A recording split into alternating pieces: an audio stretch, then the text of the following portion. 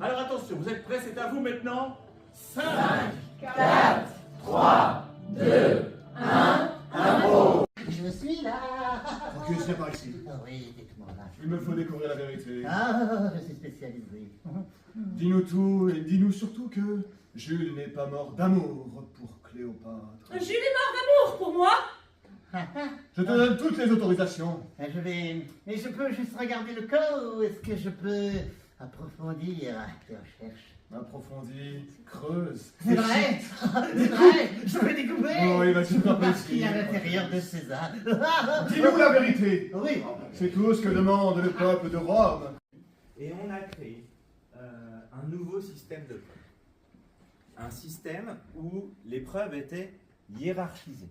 C'est-à-dire qu'en amont, dans les faits, on avait prévu que, par exemple, un ragot, un témoignage colporté par quelqu'un qui n'était pas digne de confiance, ça valait 1/10 de preuve. Un témoignage d'une personne noble, une personne qui n'était pas condamnée, qui était reconnue, on estimait que c'était 1/4 de preuve. Un indice retrouvé sur la scène de crime, c'était 1/4 de preuve. Et finalement, ces preuves étaient hiérarchisées, de sorte qu'au sommet de ces preuves, il y avait l'aveu. L'aveu, c'était la preuve ultime, une preuve parfaite. Oui, moi, citoyen Robert Pierre, avec vous, devant vous, nous allons aussi revoir les procès des rois. Hein? Les coupables des rois sont peut-être des innocents dans nos prisons. Oui. Il faut savoir que la veuve d'Udril et sa fille ont été empoisonnées par la domestique. Et c'est le procès de Thérèse Caillère, donc qui est devant la cour d'assises de la Mayenne pour empoisonnement qui a provoqué la mort de la fille.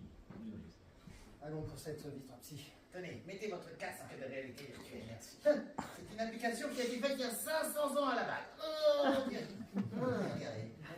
C'est pas mal quand même, hein? Attention. Alors, nous allons faire une autopsie spatiale. Alors, attendez. Voilà, la diva est là. Très bien. Par où voulez-vous Eh rentrer? bien, rentrons directement par... L'anus, ok. non, oui, là, nous allons... Alors,